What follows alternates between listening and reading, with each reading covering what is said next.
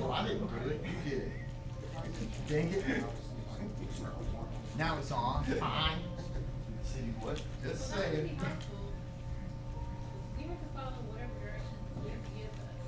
You might hear what they give Is us. there, do you think there's gonna be a delay on I it? used to put the last year. Probably. That booted us. I'm gonna change it. Have a second delay? Usually Facebook does. No, they do. I was talking about this camera, it's a worse. Oh, gotcha. Yeah, but this one, you can't even look. Okay. You just do have to. So you fit right in?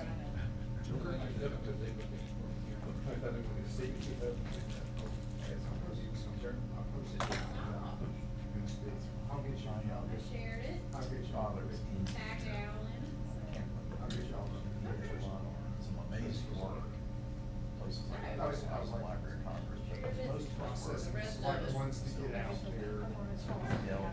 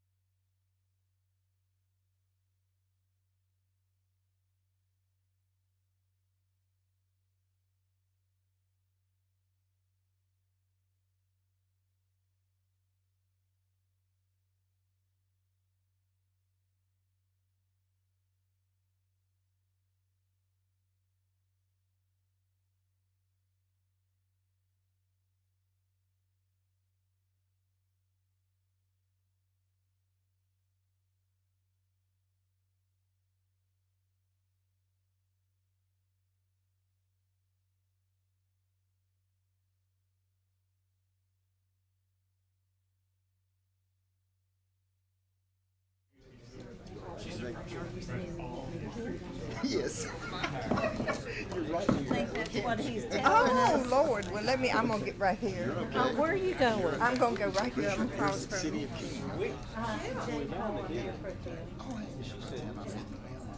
I know.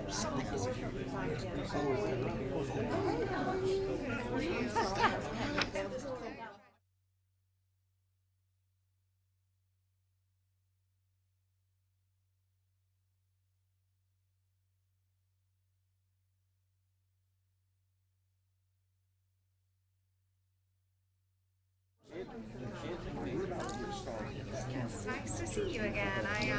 Oh, sit down. We need to move. Do we need to move down? We were All right. just over a lot, so. Good evening. It's so nice to see all of you here. Thank you for coming tonight and stretching out in the dark and the rain. Just so folks know, we are streaming this live on both our YouTube and our Facebook. And for those people joining us that way, please know you are welcome to leave your comments, but we are not monitoring the chat, so there will be no response. But please still leave your comments so that we can go back and read it later. First up, I'm going to invite Commissioner Wilson to give us an opening.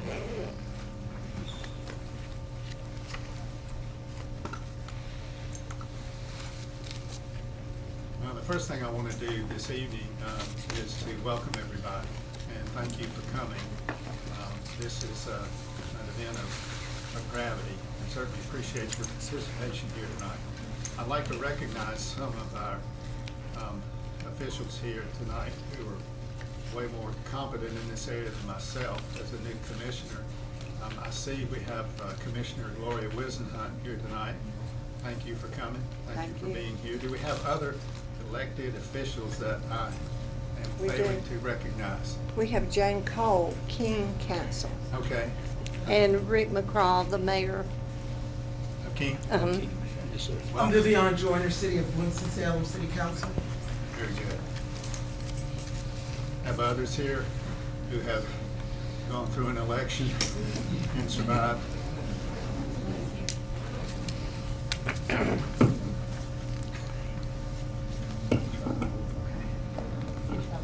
Okay, very good.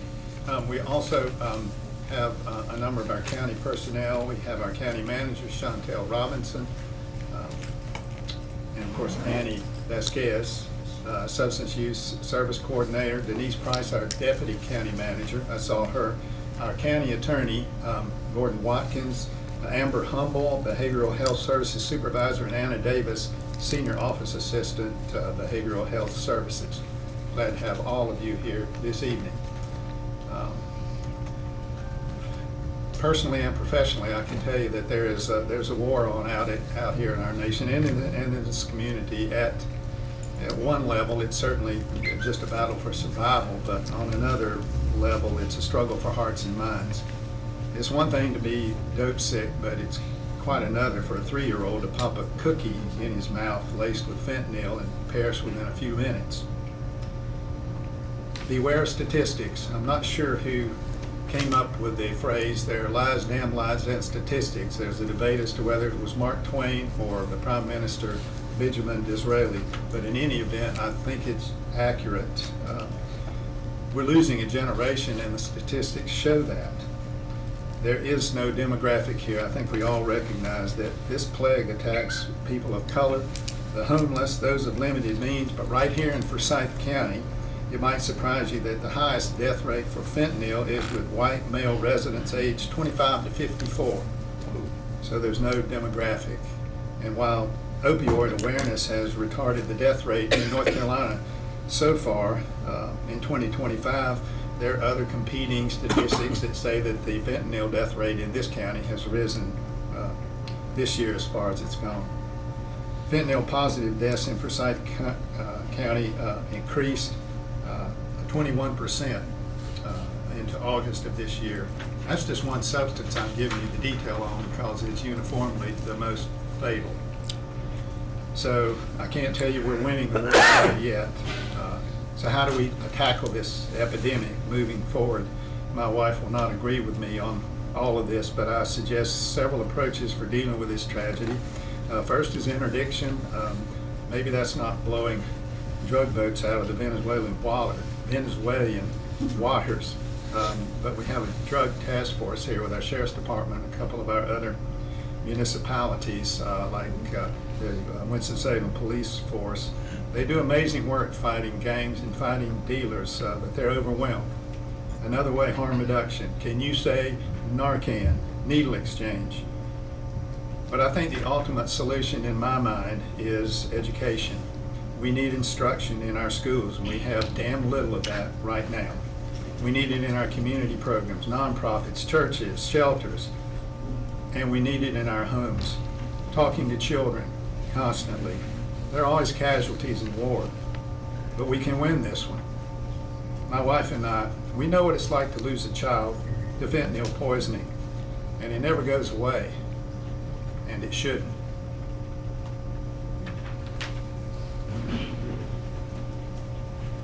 Thank you, Commissioner Wilson. And I do just want to say, Michael Duncan is also here, who is our Behavioral Health Services Director. Next up, we're going to have Gordon Watkins come and speak a little bit about the overview of the settlement. Thank you, Annie. Appreciate everybody being here today. This meeting is our annually required meeting where the county is required to hold a community meeting and invite all the municipalities and our citizens. And so this is where we tell you what we're doing and also where we get ideas from you as to what you think we should be doing. As you may know, local and state governments sued fentanyl manufacturers and distributors, drugstores in 2018, and there have been many different settlements across the nation, over $56 billion cumulatively across the nation. In North Carolina, we came together proactively. The counties really took the lead in this, and we reached an agreement how to distribute the money among the counties and the cities. And what that resulted in is a great majority of the money is coming directly to the counties. And that's not true in any other state in the nation. What makes that amazing right now is you think about at the state level, there's no budget. At the federal level, there's no budget. We're facing some really bad times because there's no budget, especially at the federal level. This money that we're receiving is not federal money, it's not state money, it's guaranteed, it's coming in. So that's one good thing that we have there. Cumulatively for the county, over 18 years, it's now up to about $42 million, which is a lot of money, but it's not enough. So it has allowed us to really do some innovative programming across the community, and many of you are part of that, so we appreciate that. So about $42 million for Forsyth County, about $7 million is going to Winston-Salem. The local governments came together with the North Carolina Association of County Commissioners and the North Carolina Department of Justice, and we drafted the Memorandum of Agreement, the MOA, which lays out not only how the money will be distributed, but how the money is spent. And so it has a roadmap of the different ways that counties and cities are allowed to spend this settlement money. That's all based on the federal settlements, but there are two different options. There's an option A, which everybody can do as of right. There's an option B, which allows some different uses. The county has chosen to go with option B, which means we have the full slate of options that we can spend our money on. Every 3 years, there is a big stakeholder meeting regarding option B where everybody comes together and lays out a roadmap for the next 3 years. So what you see is there's transparency, there's accountability, because the DOJ is looking at what money we're spending. They're looking at the money that other counties are spending, and it's all online. You can go to the ncopioidsettlement.org that's listed there, and you can look up your favorite county, Catawba County, Dare County, and you can see what they're spending their money on. The North Carolina Association of County Commissioners has been good to establish a group that convenes folks from across the state, and they share best practices, and that's been a great help. So that is really all I have to say. If anybody has any burning legal questions, let me know, but otherwise I'll turn it back to Annie. Thank you, Gordon. All right, so we're gonna have Amber Humble, who is our Behavioral Health Services Supervisor, come up and do the next section.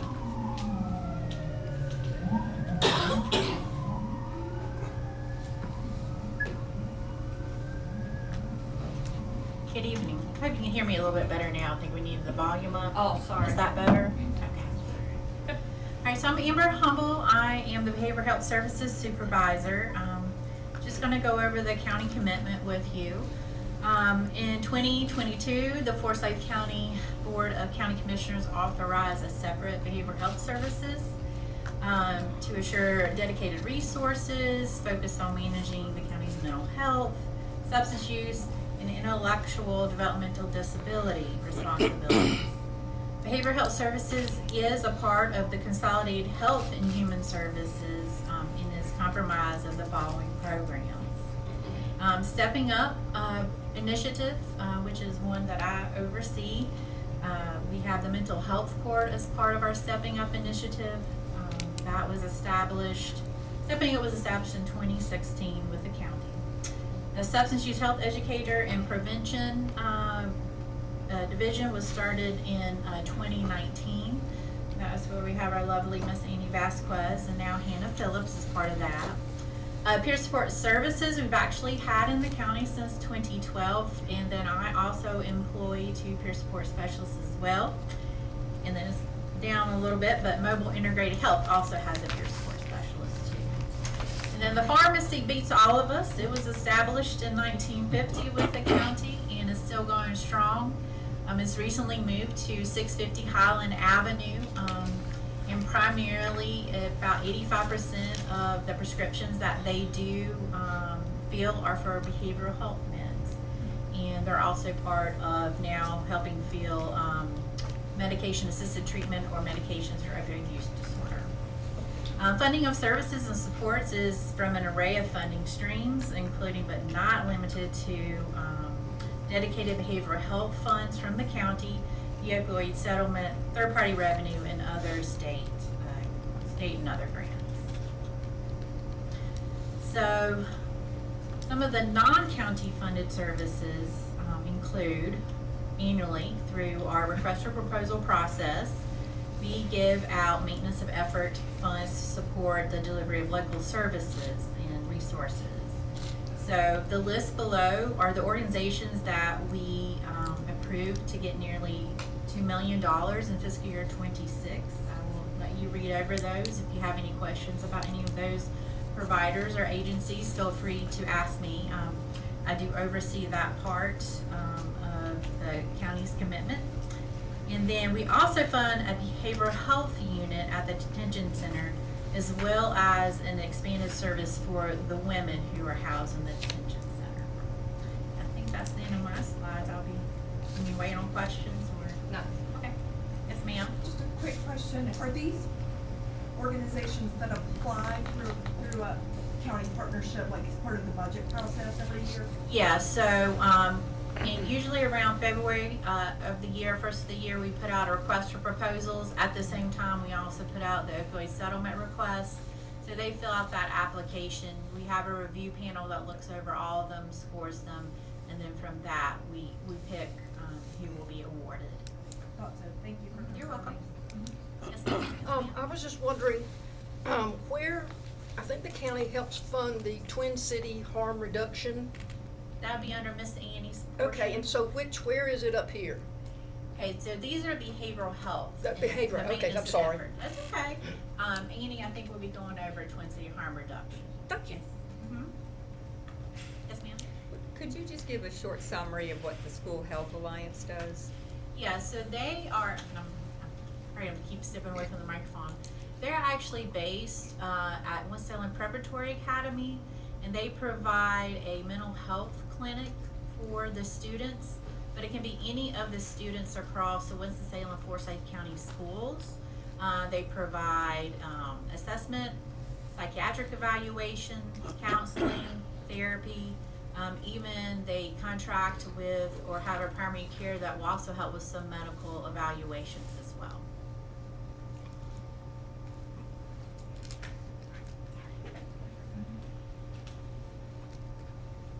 All right, I'm going to talk a little bit about settlement activities. As Gordon stated, we're doing strategy B.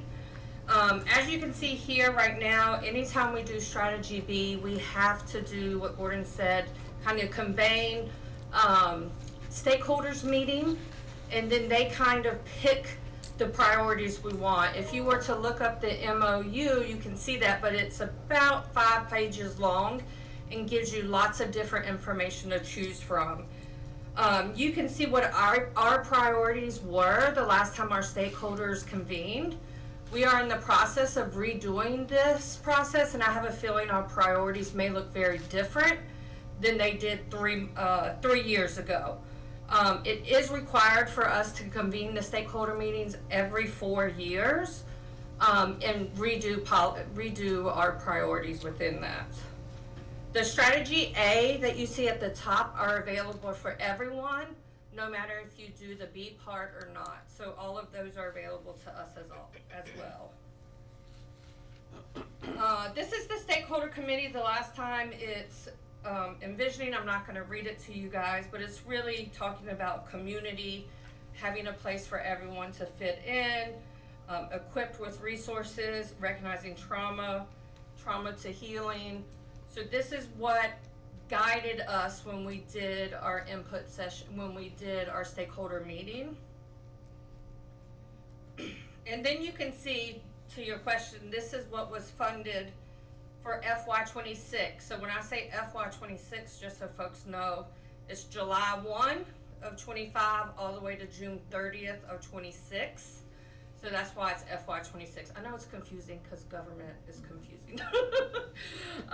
But you can see we actually set out, we received 40 different applications. And like Amber stated, we have a review committee that looks over them, reads each one, scores it, and then we come together, decide on should we fund this or not, and how much funds should we give them. We then take it to the HHS board, which we have a member of. John Blaylock is a member of our HHS board, and he takes part in both the HHS board as well as the review committee. You can see we actually funded 20 projects at $4.5 million. So we'll have the next RFP in FY27, and that again will go out in February. So you were asking about Twin City, and that is under syringe service programs, which you can see is A9 right there. All right, we're gonna have Anna come up and talk about the year in review and what we did this year.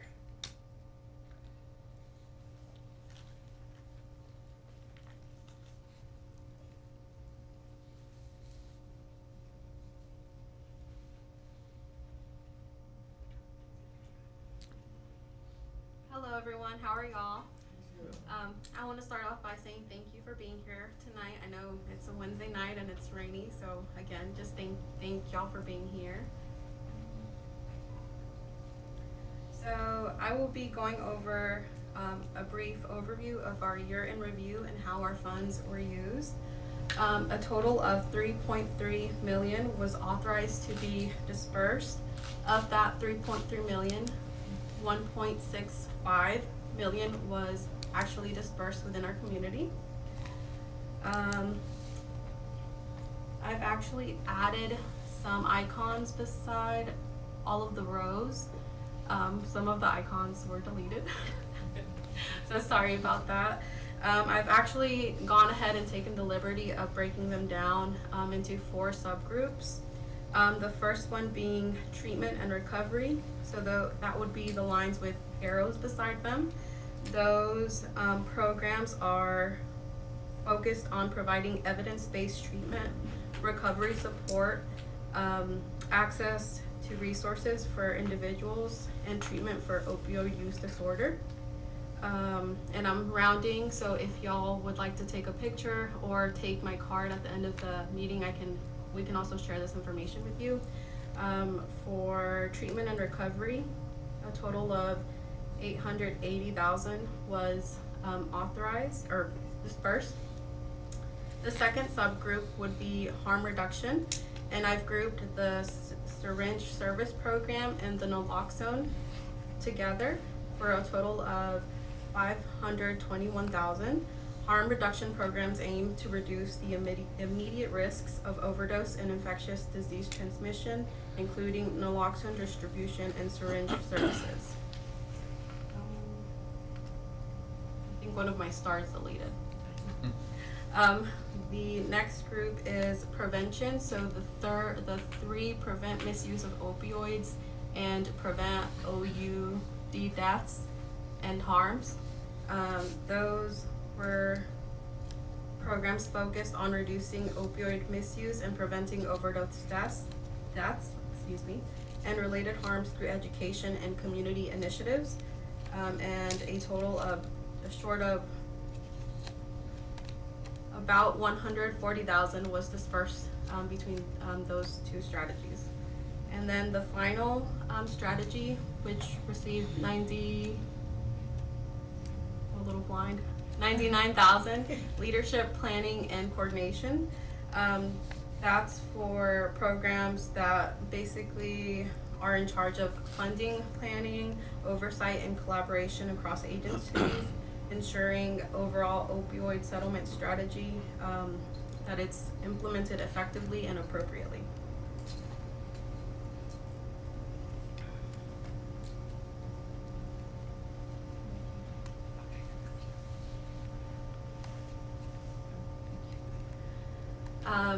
And then this chart reflects the number of naloxone kits that were distributed within the community, but this only reflects the number of naloxone kits distributed using opioid settlement funds.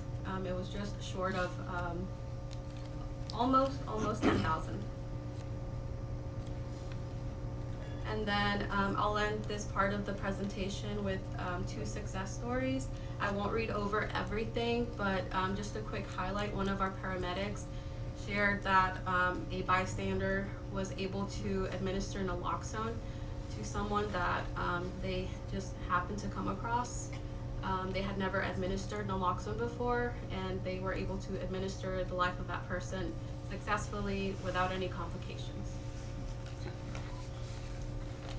And then the next success story just primarily talks about our opioid quarterly meetings, which is our meetings that we have every 3 months. But it basically is all of our fundees. We come together and we sort of highlight what is working for us, what isn't working for us, and it has been really impactful to see these organizations come together and sort of just be open, be honest, talk about ways that we could improve our processes, and then I'm gonna hand the presentation back over to our MVP, Annie Vasquez. Thank you, Anna. I'm gonna talk a little bit about statistics. By the way, I'm usually walking, but Jeff has given me strict instructions not to walk, so I may fidget. As you can see, it comes from the state of North Carolina, DHHS. This is the fentanyl positive deaths. Again, so this is just, you can see where we peaked during COVID, and now we're starting to see some decrease. We were down 27%. This is the whole state, not Forsyth County, just to make sure folks are aware of that. But you can see that some of the things we are doing are hopefully working, and we see a decrease. Again, this is North Carolina overdoses. As you can see, we have, even though overdoses are decreasing overall, we are seeing an increase among non-Hispanic Black folks and Hispanic folks. So we know we still have to do some of that work to address those numbers. And you can see this, all of this data is based on the medical examiner's report. So it lags. So this is what we have that is most up to date. We don't have the last quarter of 2024 data yet. So it will be interesting to see what that looks like. This data is specific to Forsyth County. Just so folks know, this comes from our Unseen Patterns website, which everybody in the county can access. It has everything you can imagine on there. It comes from our EMS data. So if you call EMS and say, hey, I need you to respond to an overdose, it gets put into a database and we are able to pull that information. So you can see for the calendar year of 2024, I just want to make sure folks understand this is just 911 calls. This is not if you take your loved one straight to the emergency. This is not if you reverse somebody and they don't call 911. But we had a total of 1,741 overdose calls, and the average age was 41.86. When I give this presentation, people always are a little shocked that the number is that high because people always assume this is a young person issue. And I'm here to tell you it is not. It goes all across. You can see at the bottom, I don't know how well you can see it, but at the bottom it also lists all the zip codes. So our two highest zip codes are 27105, 27101. They kind of bounce back and forth for 1 and 2. And then 27103 was our third top overdose for this calendar year. Overdose deaths, again, based on that same information, was 32 deaths. Average age 46.5. And as you can see, 27105 was up there, and then 27103 was second for that. And 27101 was the third. All right. We get to the main part now. This is what everybody wants, right? We're up for an input session. I really want to say take care of yourself first. You may hear stories. It may upset you. Please take care of yourself first. If you need to step out of the room, by all means do that. People may speak and share things you don't agree with, and that's okay because we all have our own opinions, right? Please be respectful of those people who talk, and also be aware of how many people are in the room, and just limit your comments. If you've already talked, let some other folks that haven't talked. Jeff, do we need people to come to the middle or no? No. Okay. Do we have a mic? Just speak up. Just speak up is what? The mic on the table right there is picking up everything in the room. Oh, gotcha. So we have a mic that's on the table. All right, so this is the kind of bread and butter of the session, as they say. You're welcome to share your input, what you have seen has worked well, what you think we're missing, what do you think we need to increase. This is your time. Please know we may not be able to address all the issues. We are here for a very short time, but it is being recorded so we can go back and watch and really have a conversation. And for those of you online, again, please leave comments in the chat. We won't look at them right now, but we will at a later time. So, all right, who wants to be the brave soul to go first? Oh, no, y'all. I know somebody has something to say. Give us a prompt. What do you think Forsyth County is doing really well at the moment as far as opioid settlement funds go? Yes? My name is Thomas Gatson. This is my first time actually attending this particular class or what have you. As far as how you address I would say the statistics numbers as far as from 2025, further on back, as far as the update of the numbers being addressed more efficient, as far as the overdoses. I think there has been a gradual amount, as far as good numbers. Gotcha. Improvement. Yes, ma'am. Thank you.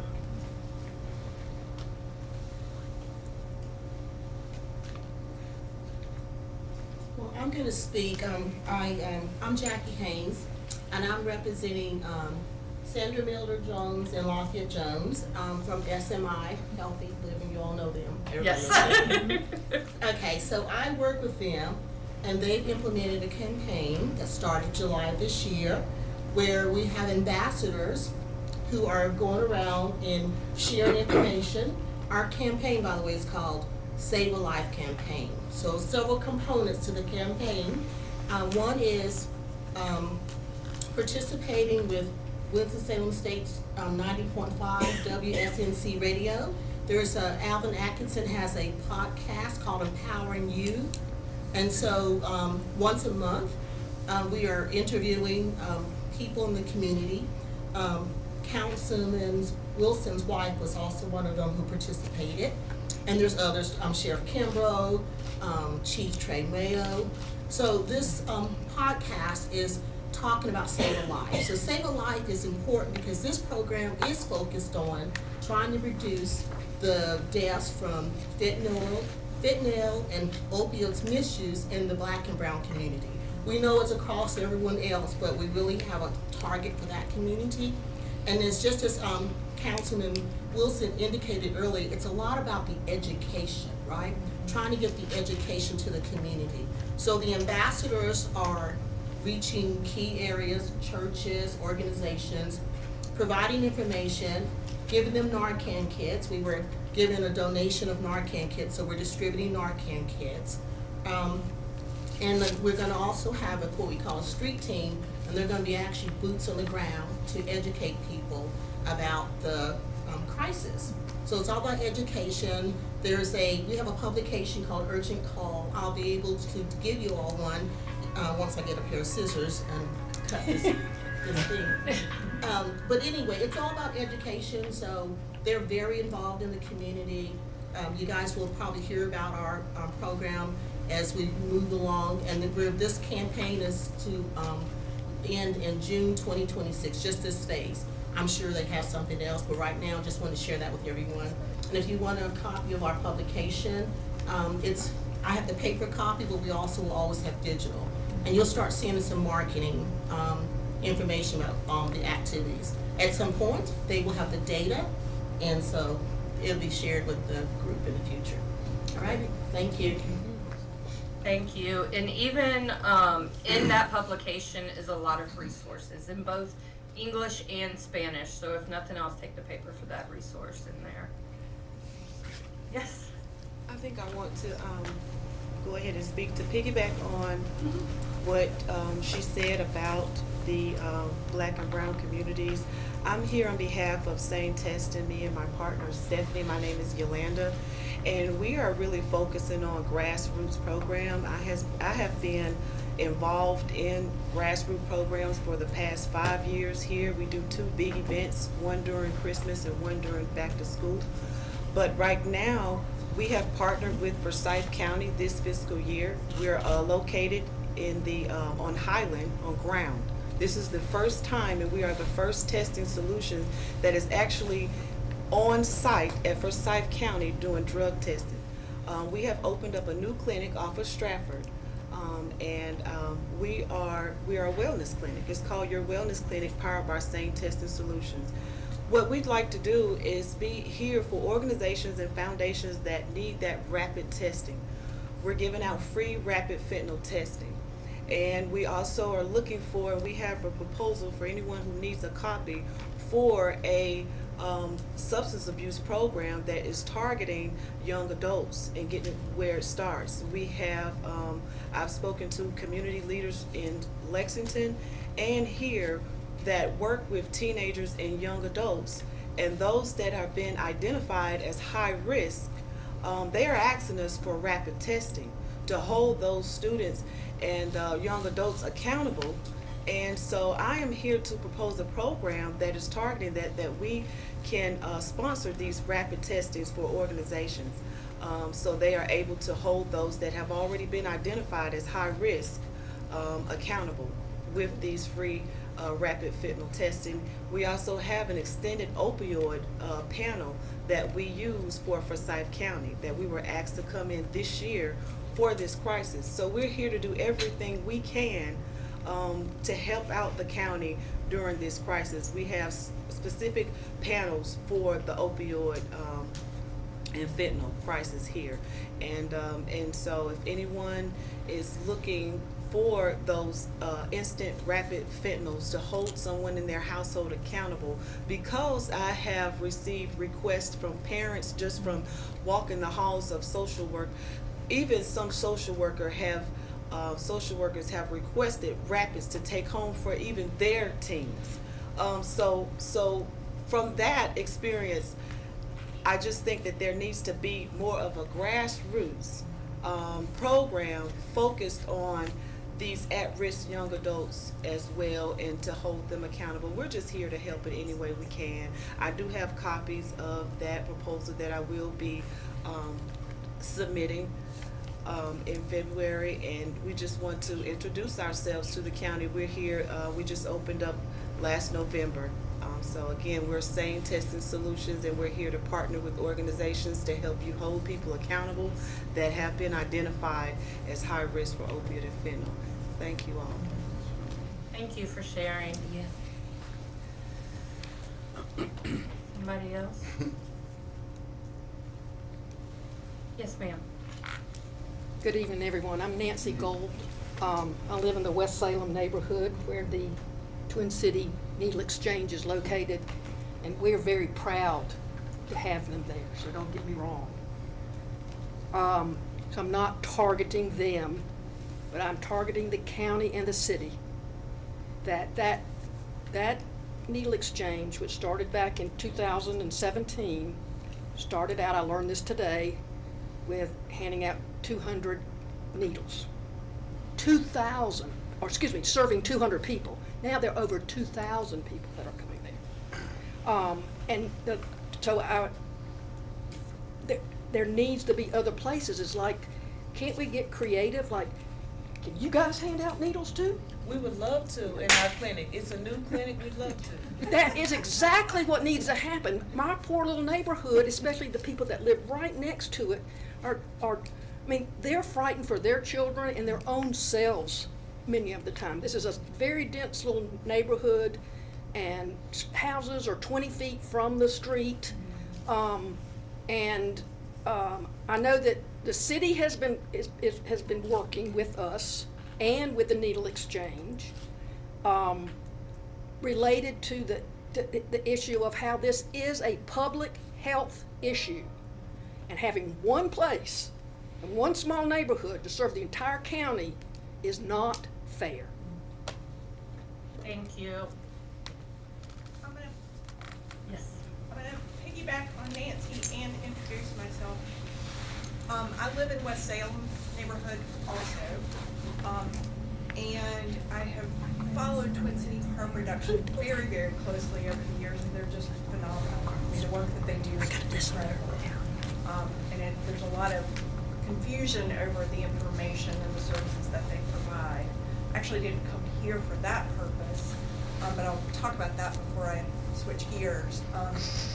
Like for instance, when people see the number there next to their name with the grant funding, it looks like they've been given this fat check to do what they want with.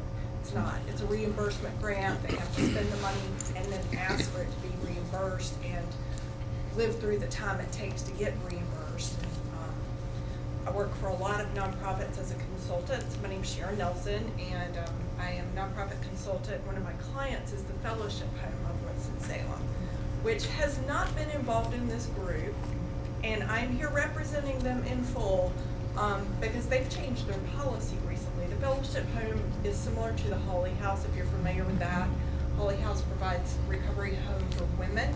Fellowship Home provides a home for men in recovery from substance use disorder.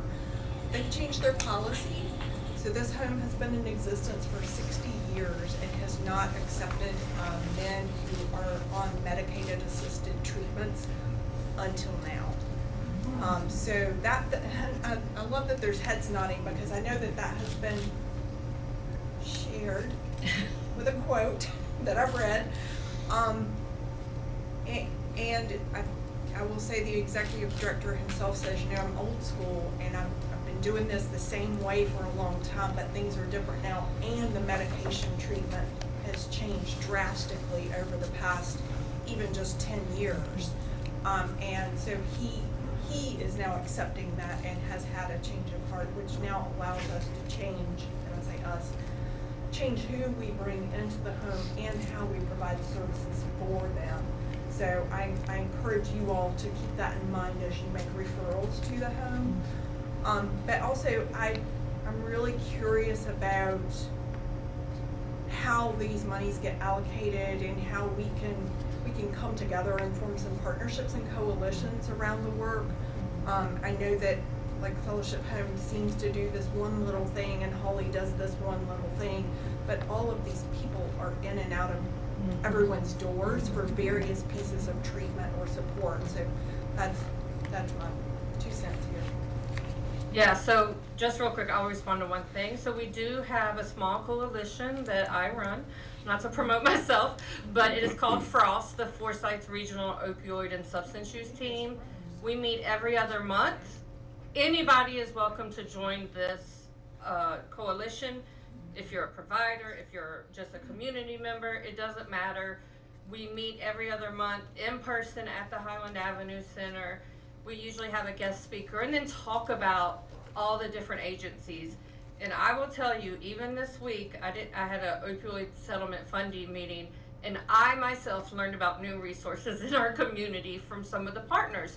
Because oftentimes we go to the table just to talk about what we do with opioids, and they were introducing things that I didn't even know was out there. So we all can learn as we go. So I encourage everyone, if you want to be a member of FROST, all you have to do is send me an email. I'll add you to the email list. Even if you just want the email updates, I'm happy to add you to the listserv. All right, who's next?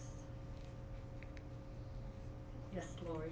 I just wanted to add on, I do participate in the FROST Coalition, and our organization is a peer organization, and we have had to find out who's out there and develop the pathways to work with other organizations, which is a little bit tough because when you're not a clinical organization and you're not using Medicaid and all that, sometimes it's a little bit more challenging to make those relationships. And that's what it takes, is having a relationship with one person within that agency.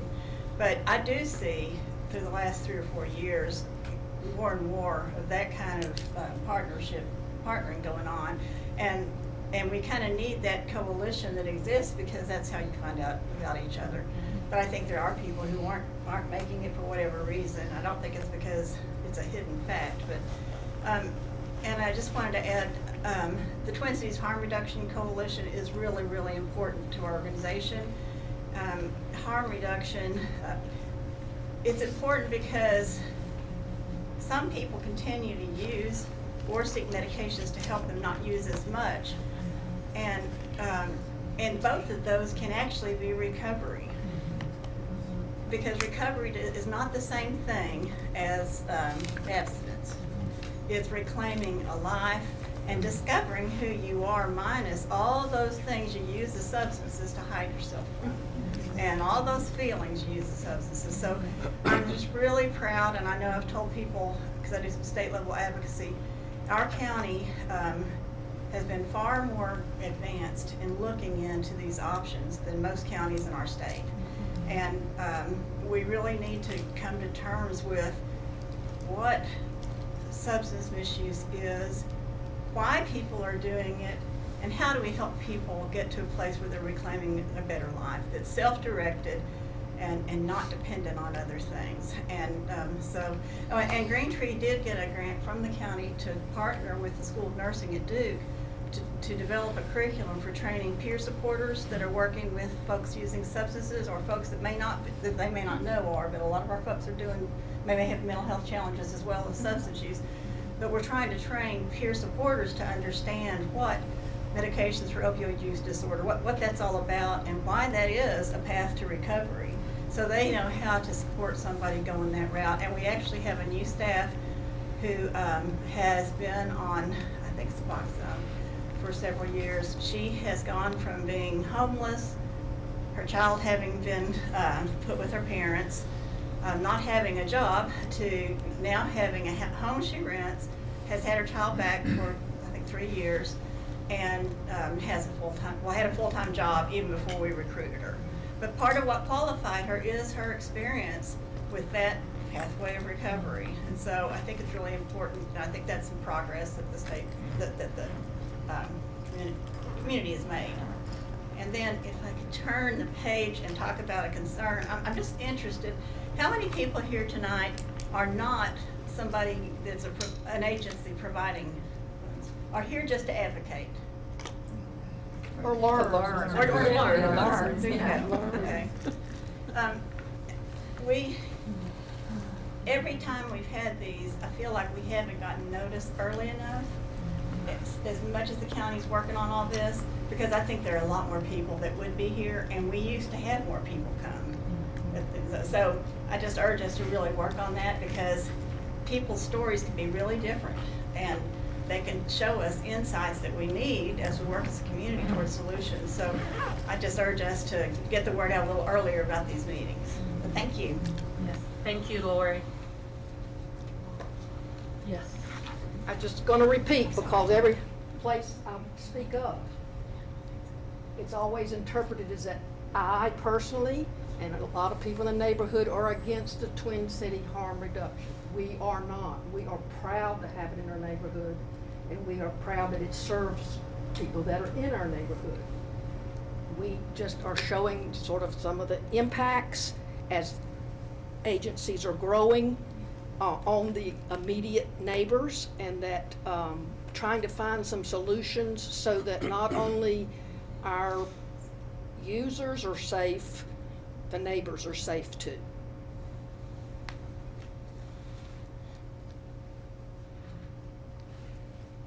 Yeah. Yes. And I'll just add, because I'm just here to learn, and I'm learning so much, like to hear it called a crisis in our county, in our city right now.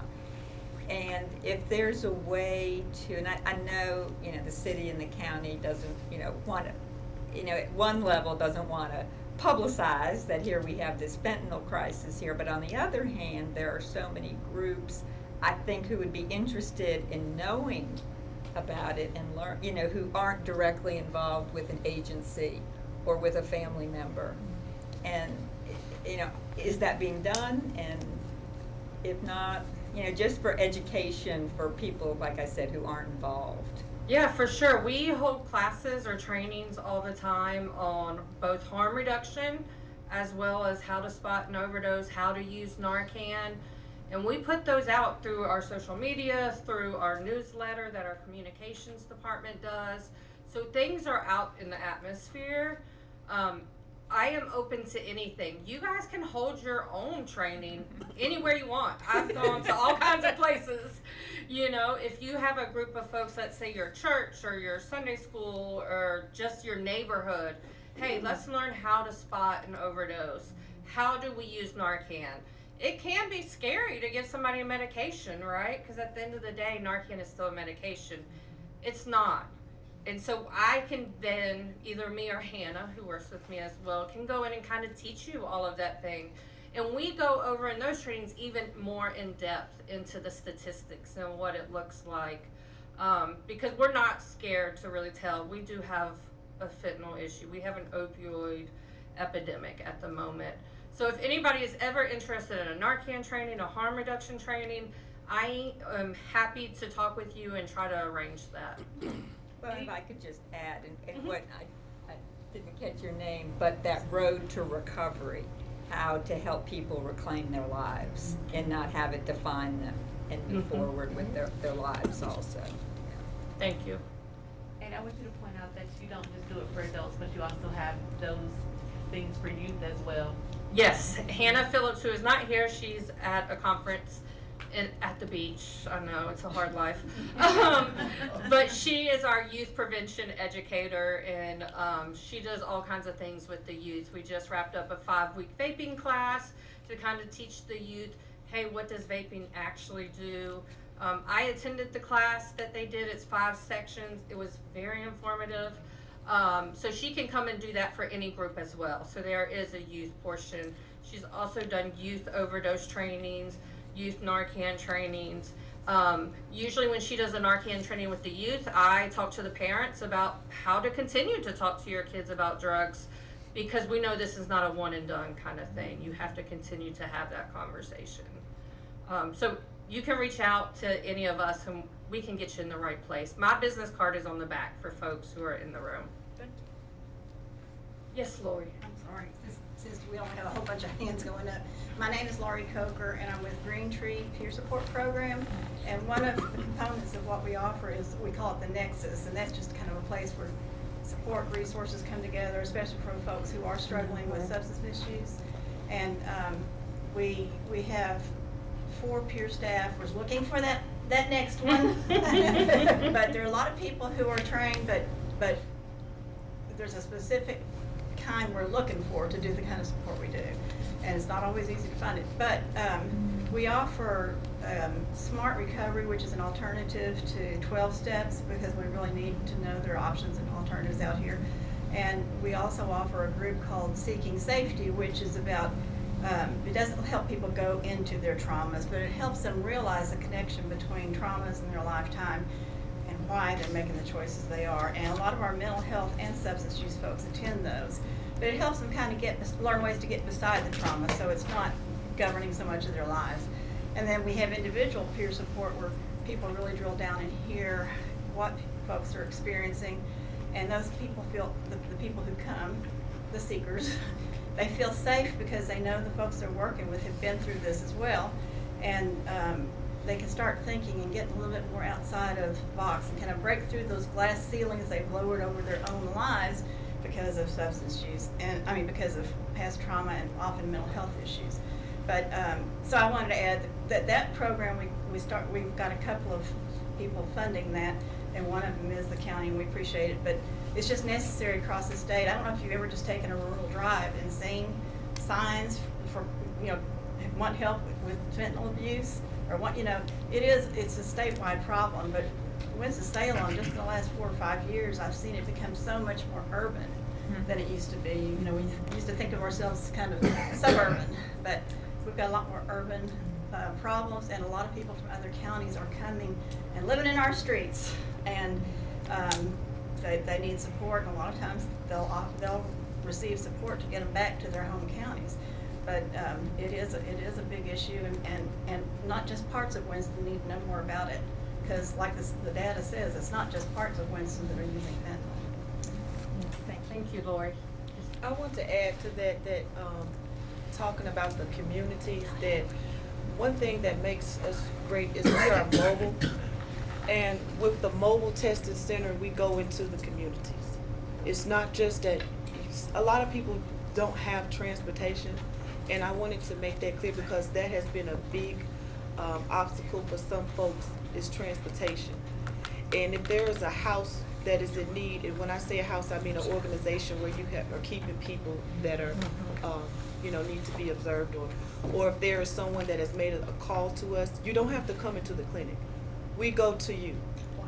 We are a grassroots. We are in the community, and so that's why when you say the grassroots, I'm along with some people that I feel like sometimes the grassroots program need to be funded as well, because we're the ones in the streets, we're getting it done. We're there when people call, and we go and help. And so having that Narcan, having those needles, having the training, and those are things that we want to try to implement into the mobile solutions, so you don't have to worry about, you know, how you can get a ride to get some of these things. We want to bring these things into the community and have them ready to available. You don't have to come to one certain spot to be, you know, helped. So wanted to just add that.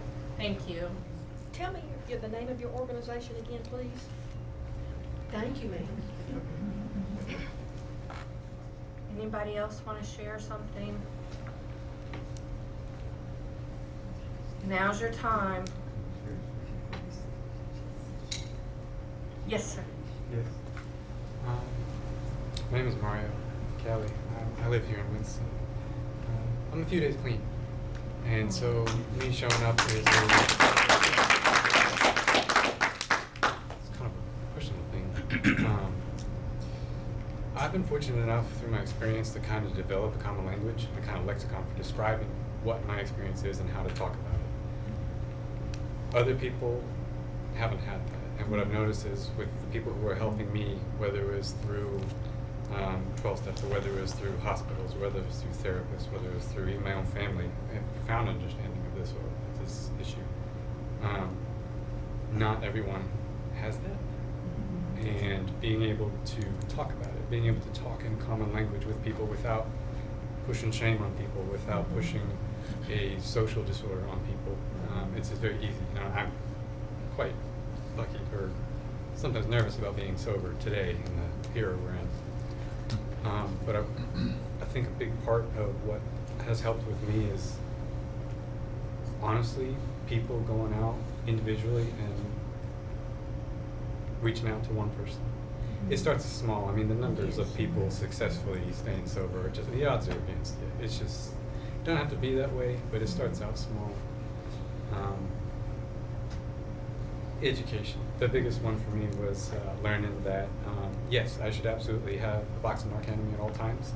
Be happy to jump in and go, wee, be happy to help people. Pushing away from a lot of the shame, like these are human beings who have not had access to a lot that the rest of us haven't, particularly for those who don't speak English. I only speak English, so I'm been lucky. But the biggest thing I think that really helps ultimately with a lot of this stuff is personal connection. Really showing you care. And I know it's just one little bit at a time. It's hard to extend that time outwards, but it really does matter. And education too. I got Narcan. My DOC is alcohol, so I got Narcaned on a lawn by a cop for overdosing in alcohol, and he didn't know that. But just being able to roll me over, actually taking and looking at my eyes, seeing my breathing rate, all this stuff he could have done, but he wasn't trained in, and so I still had to go to the hospital to get pumped. For other people, knowing what you're going through, for other people knowing how to address immediately on site, and really teaching the community, like, don't be afraid of somebody who's sick. I think in our society we have this thing where if you see somebody with buboes or pustules, we're still stuck in the black plague and everything. That's not true. If you see somebody hurting, you help them. It doesn't matter who it is. So anyway. Thank you for sharing. Thank you. Well, we got 35 more minutes. And I have 4 kids at home, so I can sit in the silence all night. Anybody else? Yeah. Let's. I'm just going to let Vivian go real quick. I'm sorry, Vivian. That's all right. I'm Vivian Joyner, City Council South Ward. Nancy and Sharon I represent them in the ward, and I think this might be my best chance to say this to more than one on the county side, that if you have those many zip codes with those many people, it needs to be in more than one place. Because if someone is hurting or needing help to travel from one end of the county to the other, and just like our roads and anything else, if you have a lot of traffic, you either build a larger road or you find other ways to get people about. I'm talking about Twin City Harm Reduction Program collection in West Salem. It is, as I have learned in a very short period of time, a very needed, a very useful, and a very impactful program. But to tell people that they have come this far, and I keep hearing these different smaller agencies and groups and helping partners in this room.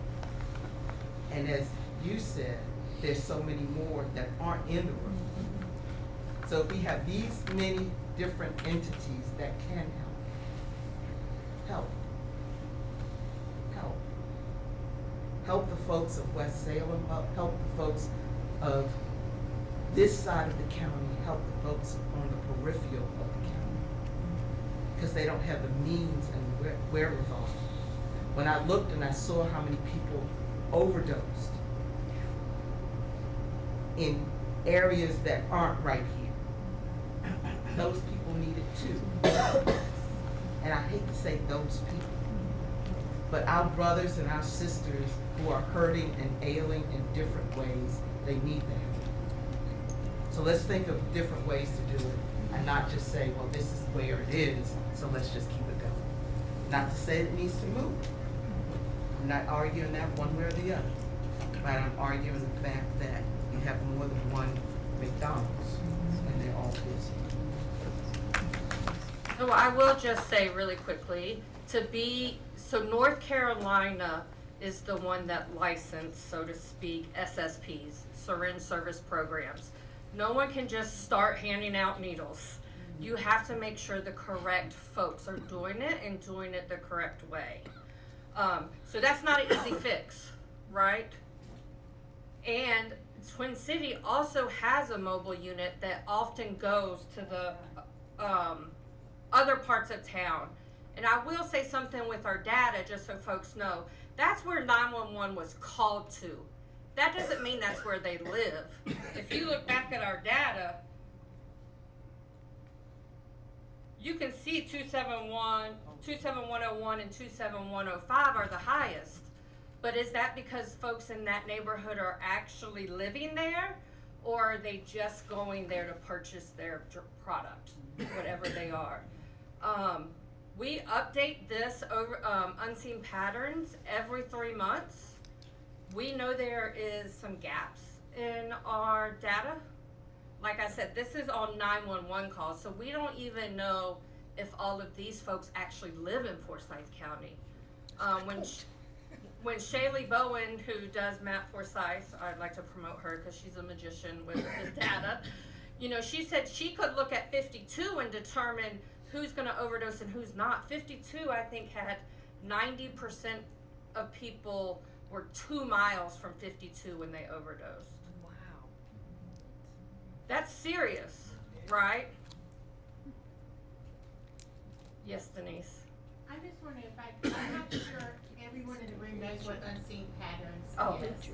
It is an unseen pattern. I'm going to pull it up while you talk, Oh, Denise. good. So we have a couple of story maps in the behavioral health services space that are available to you. And what they do is they take data and they put it into a way that's pretty easy to digest. You can see some trends that are emerging. It's updated periodically because our trends change. It also has some interactive maps. So there may be things that really speak to you and are really important to you. I want to know what's happening in 27101. The other part of the county is important, but this is the part that speaks to me. I want to know specific to males. I want to know specific to a particular drug that's suspected for an overdose. So it gives you, the user, the opportunity to extract data that's important to you. Or if you're interested in looking at it holistically, you can. It is posted on the Forsyth County website. Again, Annie's cards are in the back. If you're having a hard time navigating to it, let her know. This is a hot spot of where overdoses occurred. You can kind of see the centralization of where's there a onesie or twosie. You also will look, if you go deeper into this, and how this correlates to what population is in those areas.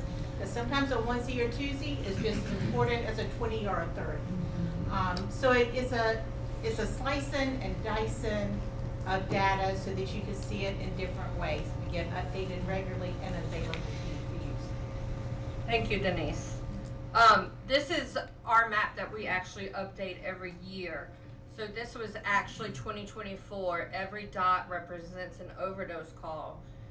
And when I talk about this in my trainings, I always want people to understand it's a dot to you, it's a loved one to someone. Every single one of those is a person, a sister, a brother, grandma, grandpa. It is in our elder community, a youth, 13, 17. We see the gamut when it comes to age, race, sex. It's called Unseen Patterns. If you put it in and do Forsyth County, it should pop up a link for you. But yeah, it's a great resource to know what's happening in your neighborhood or any place else. Thank you, Denise. Does that go back? Yeah, so I think the data starts when we started tracking it, which was 20. I think around January 23. 23, January 23. So you can go and look back. So this is, And just so I'm clear, it's not where these people live that overdosed, it's where they were when it happened. correct. Correct.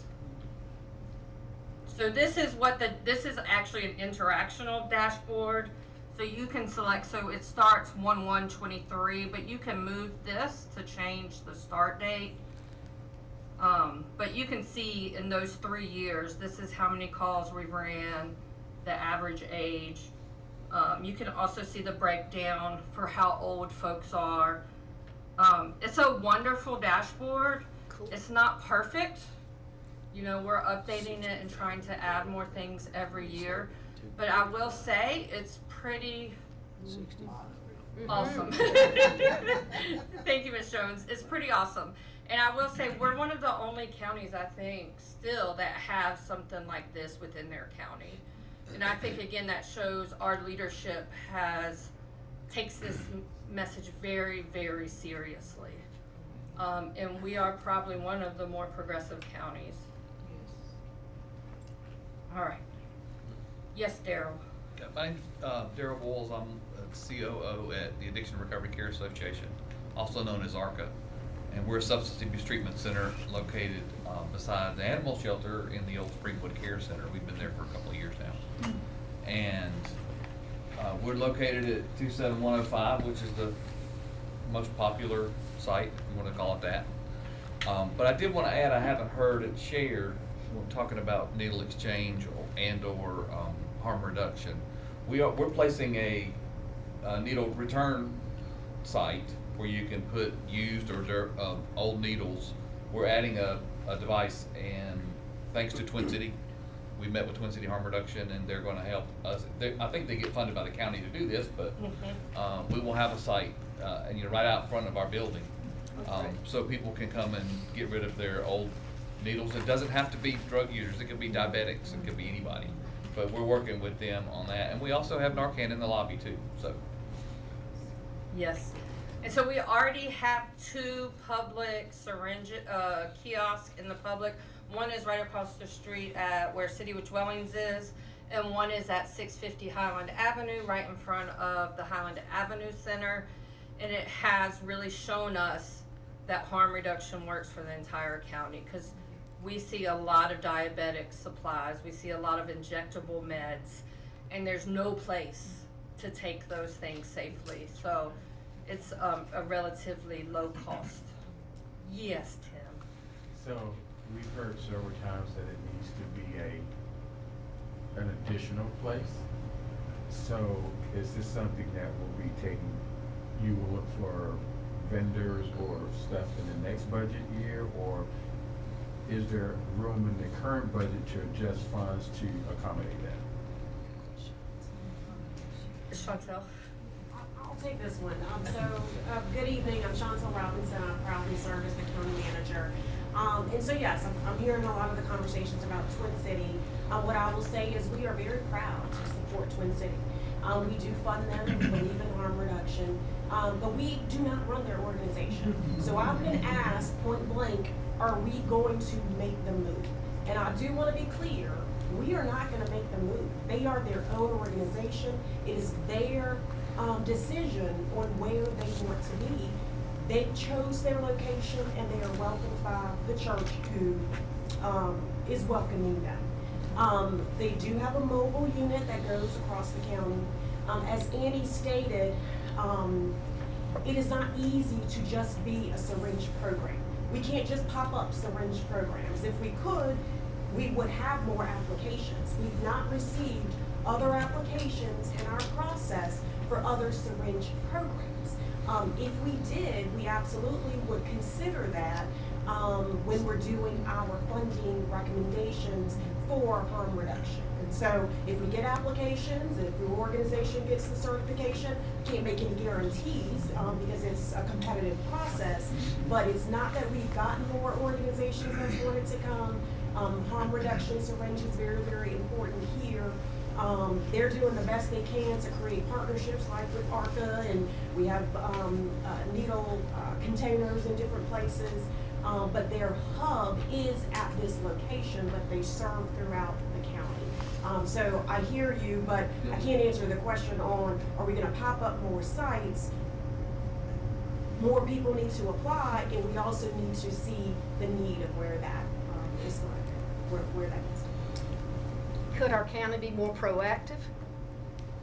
I think we're very proactive. In trying to help We're very people? progressive. We've had lots of conversations with Twin City. We've spent lots of time on the West Salem issue. We've talked to them about potential other locations. If they so choose, it is their decision where they want to be. That's not what I asked.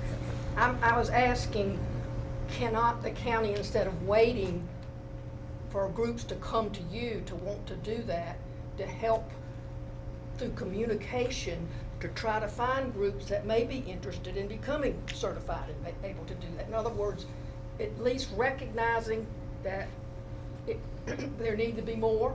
Can I answer that one? Because we do, is what I'm going to say. Oh, good.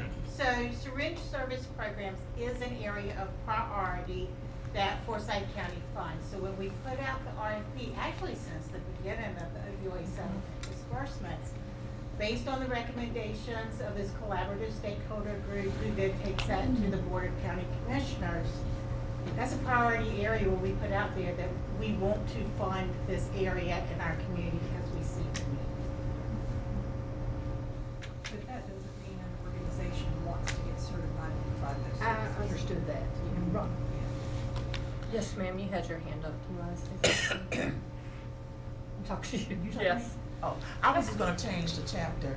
Oh, okay, good. Yes. Yes, absolutely. Talk about something else. Well, I'll stand up. I am Donna Montgomery, and we are the owners of Serenity Properties. And what I've actually experienced is we receive referrals from partners, from the sheriff department, from the hospitals that send us referrals for people who are homeless. And some of them are dual diagnosed with mental health, substance abuse. And what I'm hearing a lot about is education, where actually the case managers, discharge case managers and planners from the hospitals are not trained and informed, educated on what is actually going on.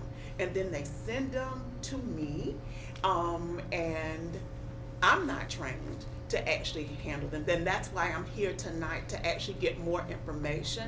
Our houses are full. We currently have 9 homes that we take in homeless individuals. And it's extremely difficult to receive and get funding to support them. So 9 times out of 10, I'm working 7 days a week, probably about 18 hours a day to touch and make sure that each one of my houses are okay and that people are actually eating. So, you know, I like to be at the table so that we can talk more about the housing issue and actually even that stringent requirement by the state to become certified, to be able to be a place where you surrender or give syringes. You know, and that's 9 times out of 10 why people don't apply, because they are afraid of going through the process and jumping all of the red tape. And that's just the real.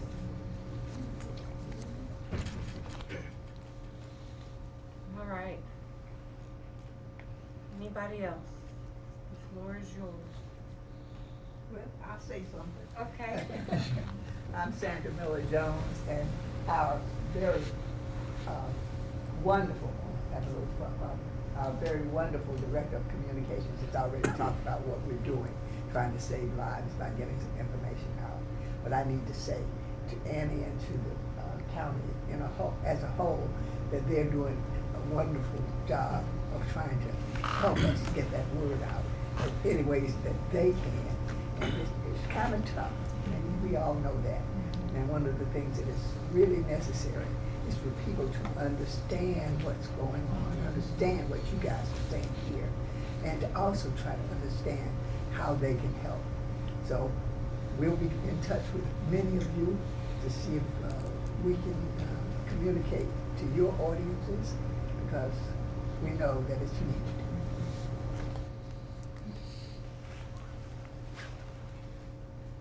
Yes, my name is. I just want to say I have they're available now. I'm going to put some back here, so please take one. Yes, sir. Yes, my name is Kevin Etheridge, and I should set the event for the homeless to do the COVID testing when we had COVID.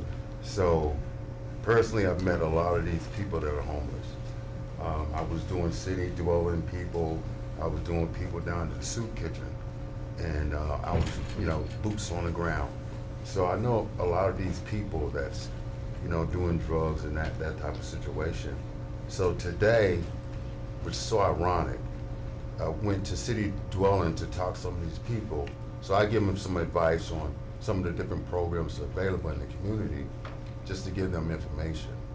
So I ran into a young lady, that I used to test. We used to do it just every Wednesday, and we used to give away $5 for the testing. And she told me, one of our friends that we knew, he died last week from fentanyl. And it was kind of heartbreaking, right? Because she was so upset, and she said, Kevin, if they could have only made a device that he was only one to get high, he didn't want to die. But if they had a device that he could just put in there and just measure to where he could get high and it wouldn't kill him. But, of course that wasn't in place, but he died. And I was here today doing research, and I saw you guys having this function, talking about opioid, and I wanted to come in.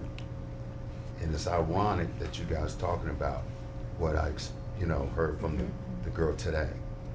He died last week from it. And it is epidemic, because I know a lot of people in that zip code area, because I live in the 27105. And normally, they live in the zip code because they're homeless. And they come from other cities, and they do the same thing, what they're used to. And but that's what's happening right now in real time. So I'm glad you guys got the organization, and I see some of the people that are mobile. They're down at the soup kitchen. They come to city dwelling in that particular zip code areas to serve the community. Which is a good thing, because it's an epidemic now. With fentanyl, opioid drugs. So I just want to interject that. Thank you. Thank you for sharing. Anyone else? I'd like to share. Yes, please. My name's Chandler, and so I actually work with Expand Good Sam NC. That's it's an organization. We're trying to expand North Carolina's Good Samaritan law. So the board consists of folks who have lived experience, like myself, folks who have lost loved ones, like parents and everything. So you can go to expandgoodsamnc.com, and also we are also opening up several different sober living homes throughout Winston-Salem, and also a behavioral health care. That's called A Vision for You. So you can go to carolinasoberliving.net, and also you can reach out to me and we can talk. Thank you. All right. Chantel wants to say one more thing. I just want to kind of comment on our funding availability. So I do want to be clear, for opioid settlement funds, it is strict because it's evidence-based requirements that we're required to follow through Department of Justice. However, the county also has community grants process, and I bring that up because the application process is open now on our website for site.cc. And the requirements for that, I mean, you still have to know what you're doing, but it's not quite as strict as opioid settlement funds. And so if you're an organization that does good work, that would be an opportunity to apply.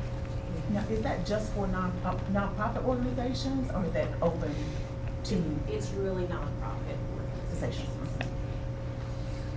So I just wanted to mention. Settlement, when it opens in February, is open to for-profits. It is not limited to not-for-profits. And you can even go on the website now to search for like what the application looks like for settlement of behavioral health last year, because it's not gonna change much, so we can just kind of get preparation for that. And certainly staff's also, welcome to answer questions. When's the closing date? For community grants, I think it's the last day of November. End of November. Thank you, Shonda. The applications may change just a little bit, just so you know.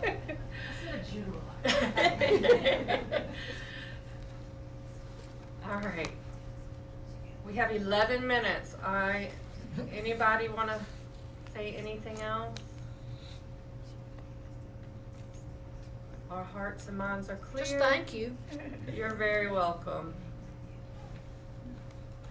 All right, well, thank you guys for coming.